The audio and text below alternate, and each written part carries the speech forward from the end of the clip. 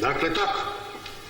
Kuća gori, temelji se ljuljaju, sve se ruši, a gospoda krenula na piknik.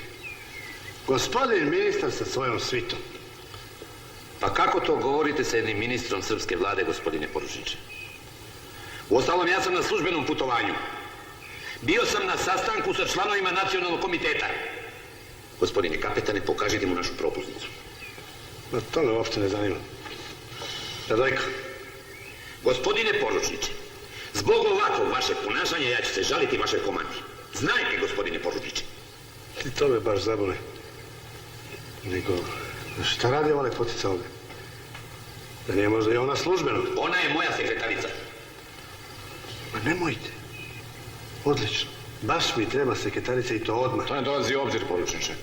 Ja odgovaram za bezbednost. Ti napudari se ni da ćutiš. A znate zašto mi treba sekretarica? Ne znam. Da joj izdiktiram svoj politički testament. To bi mogli i vi da uradite, gospodine ministre. Tako je vreme došlo. Žao mi je, poručniče, ali to zaista ne dolazi u obzir. Rekao sam ti, Opisičiću, da začepiš. Ne izazivaj me. Mene ovde jedu vaške, spavam u blatu, krvavim gaće 4 godine. Dok ti šetaš frajele od Terazija do Knez Mihajlove ulice. Glancaš te tvoje lakovane čizme. Nego da se mi, gospodine ministre, lepo dogovorimo. Vi meni ostavite sekretaricu, a vi drum. Ja bih ako može da razgovaram s nekim starijim od vas. Ne može. A zašto? Na vašu žalost, nema nikoga. Ovde smo samo ja i ova šaka, ovi vuci, batina ovde. Mala operativna jedinica. Sve sam odlučujem. Mogu da vas postreljam i nikom ništa. Dakle?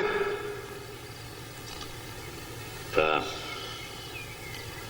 šta vi na ovo kažete, kapetan? Pa ja se nadam da možemo računati na oficirsku reč. To je da će poručnik vratiti gospodicu u Beograd. Mislim kasnije. Kako da ne? Vratit će, ja šta, samo da obavimo posao. A osjetite se čvrsta, a? Ajde, vodi ovog tvojeg ministra kući. Radojko! Isprati gospodu do druma. Gospodica ostaje sa nama.